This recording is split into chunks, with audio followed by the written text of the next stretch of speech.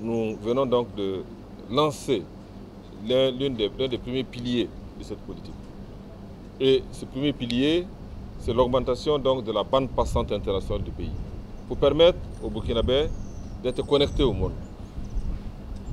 Alors, et cette bande passante internationale, elle nous provient de quoi?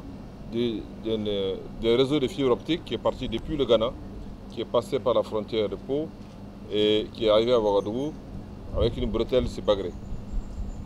Et qui vient ici augmenter notre capacité à nous connecter à la bande passante internationale.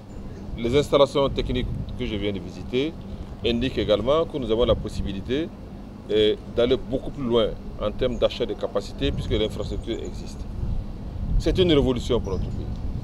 Ça nous donne la possibilité pour tous les Burkinabés, qu'ils soient dans les villages, dans les villes, partout où ils sont, de pouvoir être connectés au monde, dans des conditions donc de célérité et de coût et de compétitivité qui sont identiques à celles qui prévalent dans les pays côtiers, là où ils ont directement accès à la bande passante internationale parce qu'ils sont proches de la mer.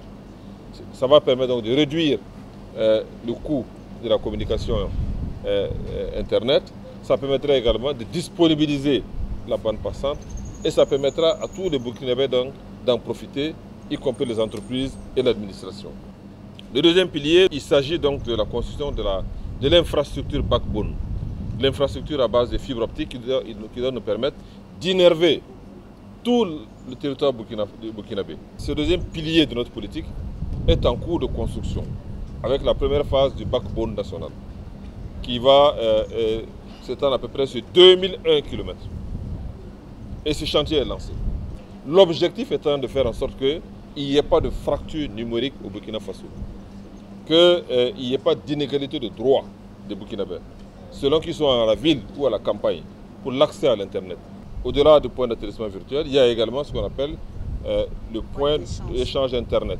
Ce point d'échange Internet permettra aux opérateurs de téléphonie mobile, mais également aux vendeurs d'accès Internet, d'échanger de la capacité sur le plan local.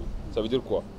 Au lieu d'aller acheter de la capacité à l'international qui coûte plus cher, ceux qui ont déjà acquis la capacité, qui sont sur le sol national et qui sont en surcapacité, de pouvoir faire cet échange-là ici sur le sol national à de moindres coûts. Le Burkina Faso étant un pays enclavé, notre stratégie de développement doit mettre un accent particulier, et c'est ce que nous faisons, sur le secteur des services. Et le secteur des services ne peut pas se développer sans une infrastructure de technologie de l'information et de la communication qui soit performante. Ce n'est pas possible.